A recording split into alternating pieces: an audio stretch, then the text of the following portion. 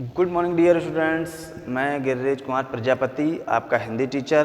प्यारे बच्चों, आज हम पढ़ेंगे हिंदी प्रखर बुक में चैप्टर नंबर 13 और जिसका नाम है सामान्य अशुद्धियाँ। तो व्याकरण की दृष्टि से प्यारे बच्चों ये सबसे महत्वपूर्ण चैप्टर है, सामान्य अशुद्धियाँ। सामान्य अशुद्धियाँ मतलब ये है कि प्रोनाउंसिएशन करते समय या उच्चारण करते समय टीचर कुछ उच्चारण करता है और बच्चे कुछ लिख लेते हैं। हिंदी भाषा में बच्चों जैसा बोला जाता है वैसा लिखा जाता है। तो सामान्य अशुद्धियों के दो कारण हैं, या तो गलत प्रोनाउंसिएशन या रॉन्ग प्रोनाउंसिएशन यानी गलत उच्चारण, और दूसरा है व्याकरण के नियमों का अभाव। अगर हमें व्याकरण के नियमों का अभाव है मतलब जानकारी नहीं है तो गलत होते हैं हमारे शब्द या सामान्य अशुद्धियाँ तो होती हैं, और या फिर हमारा प्रोनाउंसिएशन गलत है। इसके दो मुख्य कारण हैं कि प्रोनाउंसिएशन गलत होना या फिर उसका उच्चारण गलत होना या फिर व्याकरण के नियमों की जानकारी ना होना। सामान्य तौर पर बच्चों क्या होता है, टीचर जैसा बोलता है बच्चे वैसा ही लिखते हैं, लेकिन कभी कभी क्या होता है या तो प्रोनाउंसिएशन में दिक्कत हो या फिर बच्चे को जानकारी का अभाव हो, बच्चे ने मात्राएं पाई विसर्ग पहले से नहीं सीखी हुई हैं तो दिक्कत आ सकती है। अगर डिक्टेशन करते समय या इमला बोलते समय अगर टीचर ने बोला कवि तो बच्चे ने लिखा इस प्रकार कवि, ठीक है, तो बच्चा अपनी भाषा में तो सही लिख रहा है लेकिन उसे सामान्य जानकारी नहीं है, उसे व्याकरण की जानकारी नहीं है या उसे मतलब पहले पढ़ा नहीं है उसने, तो इसलिए बच्चे के हिसाब से सही है लेकिन व्याकरण की दृष्टि से ये गलत है। इसको लिखेंगे इस प्रकार से कवि। तो ये है सामान्य अशुद्धियाँ। तो सामान्य अशुद्धियाँ दूर करने का केवल सिर्फ एक ही कारण है, या बल्कि एक नहीं दो हैं, कि व्याकरण के नियमों की अच्छी जानकारी और सही प्रोनाउंसिएशन अगर आपका होगा तो फिर आपकी सामान्य अशुद्धियाँ नहीं होंगी। अब आइए मैं आपको चैप्टर की ओर लिए चलता हूँ बच्चों। ये तो रहा सामान्य अशुद्धियों का अर्थ, क्या मतलब होता है सामान्य अशुद्धि का। अब मैं आपको चैप्टर की ओर लिए चलता हूँ बच्चों। अशुद्ध शब्द हैं और शुद्ध शब्द हैं, ठीक है। तो पहला मैं आपको एग्जाम्पल के तौर पर लिख रहा हूँ, जैसे मैंने कभी तो लिख दिया यहाँ पर, अब मैं लिखता हूँ बहुत चर्चित वर्ड है एक आशीर्वाद। आप कभी बसों में यात्रा किए होंगे, प्राइवेट बसों में, रोडवेज में नहीं लिखा होता है, रोडवेज पे तो परिवहन निगम लिखा होता है। प्राइवेट बस में अगर आपने कभी यात्रा की हो तो उस पर मोटे शीशे पर लिखा होता है माँ का आशीर्वाद, और पहला ही वर्ड गलत है, पहला ही शब्द गलत है, माँ का आशीर्वाद। तो आशीर्वाद ये गलत लिखा हुआ है। देखिए मैं अशुद्ध शब्द वाले कॉलम में लिख रहा हूँ यहाँ पर, ठीक है। इस रा का मतलब ये है जिस अक्षर पर ये रा लगा है उससे पहले उसका उच्चारण होगा, उस अक्षर से पहले। तो आशीर्वाद जनरल ऐसे लिखा होता है, लेकिन इसमें दिक्कत क्या है कि सा पर उच्चारण करिए, सा से पहले, तो आरसीवाद ये हो गया। अगर हम साधारण भाषा में पढ़ें तो आरसी, या यहाँ पर ये वाला शा बना ये, और वाद अगर डायरेक्ट लिखें तो ऐसे लिखा जाएगा, तो ये गलत है आशीर्वाद, ठीक है। इसको सही रूप में लिखा जाता आशीर और वाद। तो हमारा जिस अक्षर पर ये रा लगा है इससे पहले प्रोनाउंसिएशन करिए, आशीर्वाद हो गया आशीर्वाद। तो ये इसका सही है। एक इसका एग्जाम्पल और लेता हूँ मैं, धर्म। क्या है इसका? धर्म। तो ये होता है धर्म। धर्म मतलब हिंदू मुस्लिम सिख ईसाई आपस में सब भाई भाई, ये वाला धर्म। तो ये धर्म गलत है, ये वाला सही है। अगर डिक्टेशन करते समय, इमला बोलते समय टीचर ने बोला धर्म, अब बच्चे ने लिख लिया धर्म, तो उसको क्या दिक्कत है? उसको दिक्कत ये है कि व्याकरण की उसको सही जानकारी नहीं है, और या फिर टीचर प्रोनाउंसिएशन गलत कर रहा है। लेकिन सामान्य तौर पर ये मानिए कि हो सकता है कि टीचर प्रोनाउंसिएशन गलत ना करे, ठीक है, ऐसा मान के चलिए। तो दिक्कत क्या है कि बच्चों के लिए सामान्य अशुद्धियाँ एक स्वाभाविक चीज़ है, तो उन सामान्य अशुद्धियों को हम कैसे दूर करें ये मैं आपको इस चैप्टर में सिखा रहा हूँ, ठीक है। अब दूसरा है अशुद्ध वाक्य और शुद्ध वाक्य। अशुद्ध वाक्य में जैसे मेरा बहन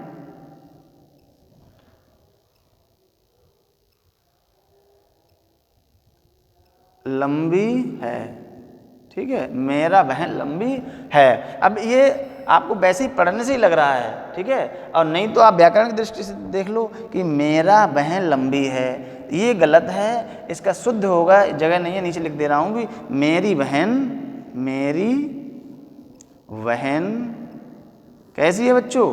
लंबी है। एक ही एग्जाम्पल लूँगा मैं, ठीक है। तो मेरा बहन लंबी है, या फिर ये गलत है और इसका सही होगा मेरी बहन लंबी है।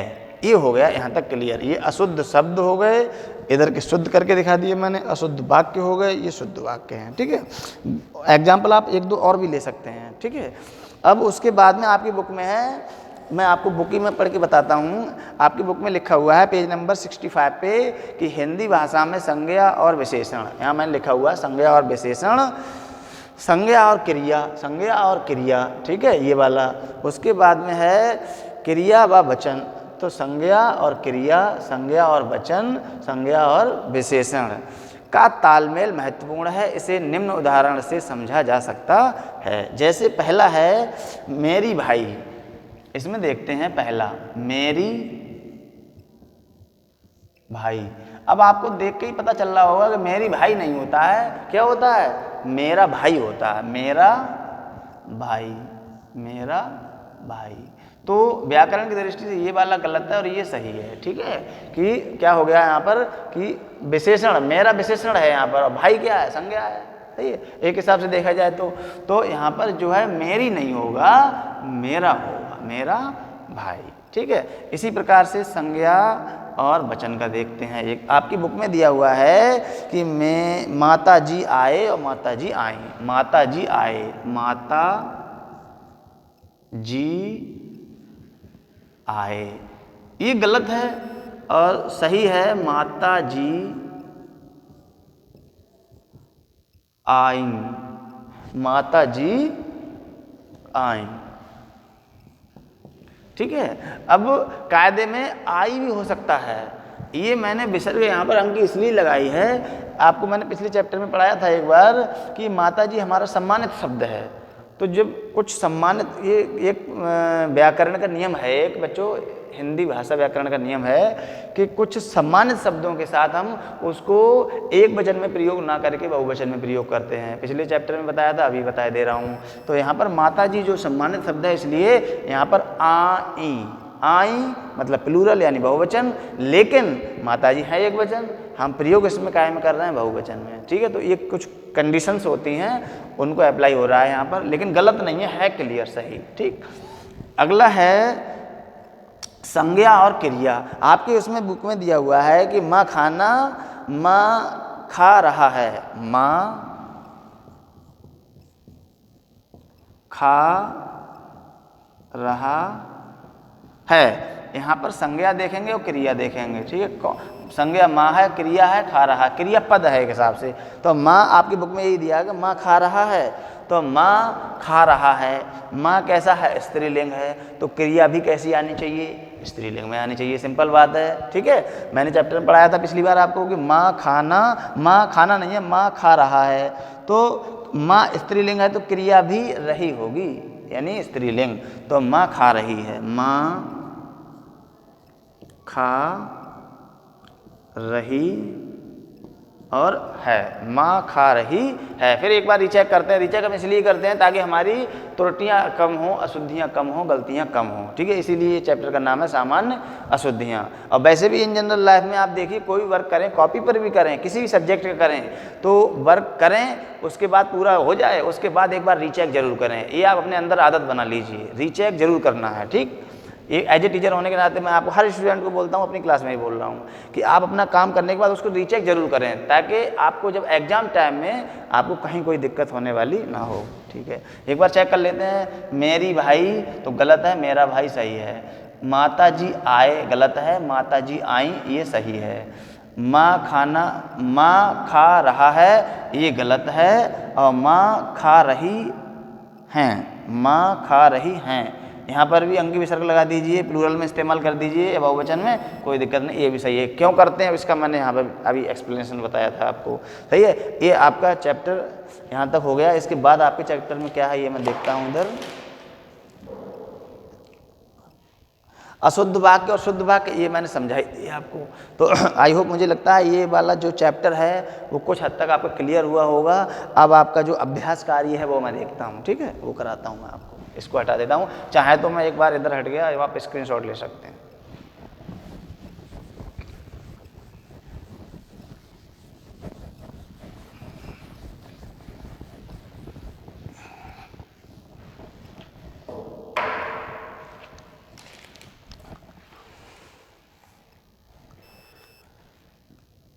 देखो खा नंबर, इसमें मैं आपको PDF दूंगा, उसमें आपको क्लियर हो जाएगा। एक बार बताया देता हूँ खा नंबर का, सही है।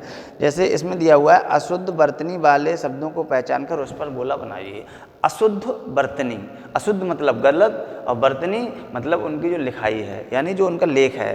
तो लेख जो है वो गलत कैसे है, जो गलत शब्द हैं उन पर क्या करना है, आपको क्या पहचानना है, शुद्ध, माफ़ कीजिए अशुद्ध नहीं है, शुद्ध है, शुद्ध बर्तनी वाले शब्दों को पहचान कर उस पर गोला बनाइए। समझते हैं सेंटेंस, मैंने गलत प्रयोग कर दिया, मैं आपको बोल के दोबारा सही करता हूँ। कैसे, शुद्ध बर्तनी वाले शब्दों को पहचान कर उस पर गोला बनाइए।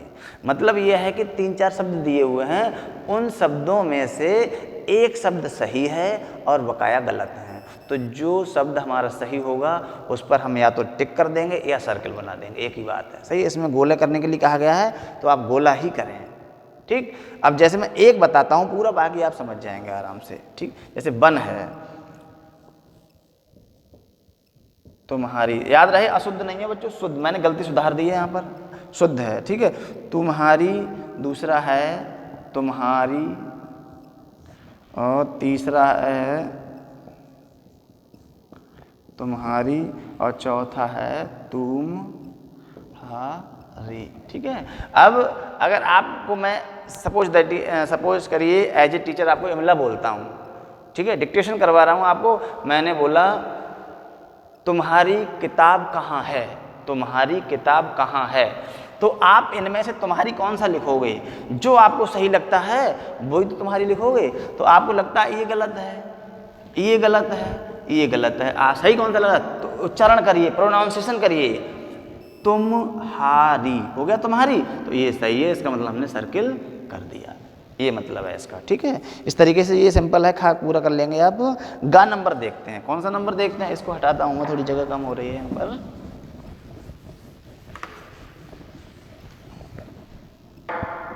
गा नंबर देखते हैं प्रिय बच्चों, 6 हैं गा में, 1 2 3 4 5 एंड 1 2 3 4 5 एंड 6। वो कह रहा है कि दिए गए अशुद्ध शब्दों को शुद्ध करके लिखिए, दिए गए अशुद्ध शब्दों को शुद्ध करके लिखिए। अब जैसे एक समझिए, यहाँ पर लिखा हुआ है समूह, समूह, ठीक है। तो आप प्रोनाउंसिएशन करिए समूह का, कैसे करेंगे, समूह। तो माँ है जो, माँ पर दीर्घ ऊ की मात्रा आ रही है, लघु ऊ की, लघु मतलब छोटा, दीर्घ मतलब बड़ा, ठीक है। तो यहाँ पर कौन सी लगी हुई है, लघु ऊ की, तो ये हो गया समूह। हल्के से बोलेंगे, थोड़ा कम साउंड में, समूह, समूह, ये गलत है। इसका सही होगा, सही रूप होगा इसका समूह। तो वजन ज़्यादा आएगा, वजन और भाव ज़्यादा आएगा, आवाज़ मुख से तेज आएगी हमारे, हो जाएगा समूह। तो समूह बिल्कुल क्लियर है, ये सही है, ठीक है। तो मैं सही सही वाले लिख दे रहा हूँ, आप अपनी कॉपी में पूरा करेंगे। दूसरा शब्द है मूर्ति, मूर्ति इस तरीके से लिखा जाता है, सामने लिखा हुआ है, ठीक है। उसके बाद में पुण्य, पुण्य तिथि आती है, ये पुण्य हो गया। उसके बाद है बगीचा, 4th नंबर पे, बगीचा मतलब गार्डन, बगीचा। 5th नंबर पे है पुरुष, 5th नंबर पे क्या है, पुरुष है। 6th नंबर पे है दयालु। अब यहाँ पर दयालु, अगर आप प्रोनाउंसिएशन करेंगे तो यहाँ पर लघु ऊ की मात्रा ही आएगी। अगर आपने कर दिया दयालु जबरदस्ती तो सामान्य अशुद्धि हो जाएगी, और हमें सामान्य अशुद्धि ही नहीं करनी है। व्याकरण की दृष्टि से हमें सही शब्द का प्रयोग करना है, सही शब्द लिखना है। तो यहाँ पर होगा दयालु, और आपकी बुक में आप जूम करके देख सकते हैं दयालु ही लिखा है, क्योंकि हम सामान्य अशुद्धि में पहले दयालु ही लिखेंगे, लेकिन हमें ऐसा करना नहीं है, ठीक है। चेक करते हैं एक बार, समूह, मूर्ति, पुण्य, बगीचा, पुरुष और दयालु। यहाँ पर ये रा में जो मात्रा है वो लघु ऊ की है, ठीक है, दीर्घ ऊ की नहीं है। उच्चारण अभी एग्जाम्पल मैंने पिछले चैप्टर में बताया था आपको, सही है।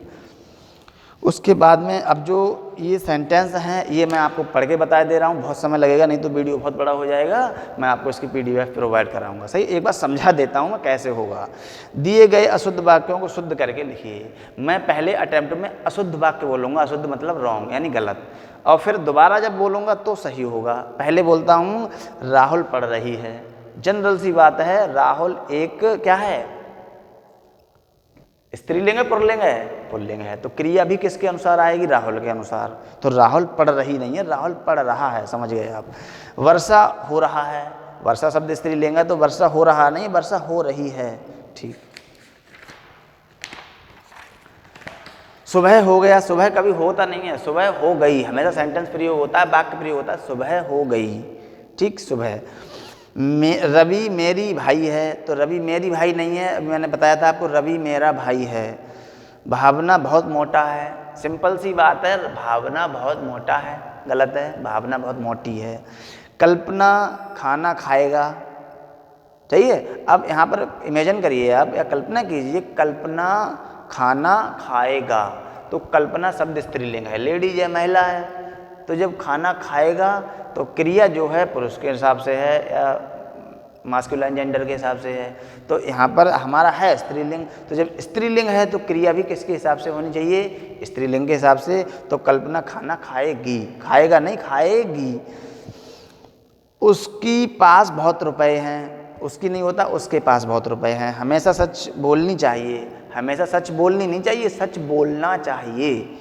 मैं खाना खाऊंगा, मैंने खाना खाऊंगा नहीं होता है, मैं खाना खाऊंगा सही है, और उसमें गलत वाला कौन सा, मैंने खाना खाऊंगा। लेकिन इसका सही आप लिखोगे तो लिखोगे मैं खाना खाऊंगा।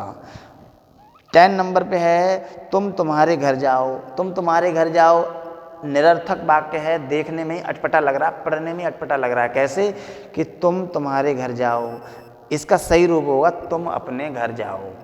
ठीक है। दिए गए वाक्यों में शब्दों के क्रम को सही करके वाक्य को दोबारा लिखिए। इसको डिस्कस करते हैं, ये थोड़ा विस्तार पूर्वक जानते हैं क्या मतलब है इसका। फिर पढ़ता हूँ मैं एक बार। दिए गए वाक्यों में शब्दों के क्रम को सही करके वाक्य को दोबारा लिखिए। अशुद्ध वाला लिख रहा हूँ, बंदर नहीं, बंदर नहीं है, उछल कूद। पिछले क्लासों में भी आपने ये चीज़ पढ़ी होगी बच्चों, कूद बंदर मचा रहा है, मचा ये माँ है बच्चों, और रहा है। ठीक है। अब उछल कूद बंदर मचा रहा है, क्या ये वाक्य आपको पढ़ने में सटीक लग रहा है, इसका साउंड सही आ रहा है, नहीं आ रहा है। ठीक है। कैसे, एक बार फिर पढ़ता हूँ मैं। उछल कूद बंदर मचा रहा है, ठीक है। अब बुक को इधर रख दिया मैंने, फिर समझते हैं एक बार। उछल कूद बंदर मचा रहा है। ठीक। अब इसको सही करते हैं, ऑर्डर लगाते हैं, कौन सा शब्द पहले आएगा, कौन सा बाद में आएगा, कौन सा सबसे बाद में आएगा, कौन सा सबसे पहले आएगा। सही है। तो इसको देखते हैं कि ये आएगा कैसे, उसका क्रम बताने की कोशिश करता हूं मैं आपको। उछल कूद बंदर मचा रहा है। अब स्टार्ट करते हैं बंदर से। आप देखो क्रिया कौन कर रहा है, कर्ता कौन है यहाँ पर, बंदर। सबसे पहले कर्ता लगाएंगे बंदर। उछल, बंदर क्या कर रहा है बच्चों, उछल कूद मचा रहा है। कहाँ मचा रहा है, पेड़ पर, कहीं भी मचा सकता है। मैं तो बोल रहा हूँ आपके लिए, बंदर उछल कूद मचा रहा है। ये हमारा वाक्य कंप्लीट हो गया। काम कौन कर रहा है यहाँ पर, कर्ता कौन है, बंदर। बंदर उछल कूद, उछल रहा है, कूद रहा है, मचा रहा है, ये हमारा करेक्ट हो गया। सही है। तो ये थोड़ा विस्तार से बता दिया मैंने आपको, मैं पढ़ दे रहा हूँ वाक्य फटाफट। पहला है इसमें, अड़ा नंबर बता रहा हूँ बच्चों। विद्यालय बंद कल रहेगा, तो इसका सही होगा कल विद्यालय बंद रहेगा। नेक्स्ट है मामा जी आएंगे आज, तो इसका सही बनेगा आज मामा जी आएंगे। क्या बनेगा, आज मामा जी आएंगे। लिया खाना मैंने खा, गलत है, मैंने खाना खा लिया। उछल, ये तो बता ही दिया मैंने। है जन्मदिन मेरा आज, यानी आज मेरा जन्मदिन है। उसके बाद में है सर्कस जाऊंगा मैं देखने कल, मैं कल सर्कस देखने जाऊंगा। हो गया सही? ठीक है, तो ये पूरा हो गया। अब ये अनुच्छेद में अशुद्ध शब्दों को रेखांकित कीजिए। ये आपका काम है, ये आपको मैंने होमवर्क दे दिया, आप खुद करेंगे, मदर फादर की हेल्प से करेंगे, पेरेंट्स की, या फिर खुद भी करेंगे, ये आपका होमवर्क है। सही है, तो मेरा यही कहना है आपसे कि सामान्य अशुद्धियाँ कम से कम होनी चाहिए, हमें व्याकरण का अच्छा ज्ञान होना चाहिए और हमारा जो प्रोनाउंसिएशन है वो सही होना चाहिए, तभी सामान्य अशुद्धियाँ नहीं होंगी। ठीक है, तो आज के लिए इतना काफ़ी है। बहुत बहुत शुभकामनाएं मेरी आपके साथ हैं। जय हिंद, जय भारत।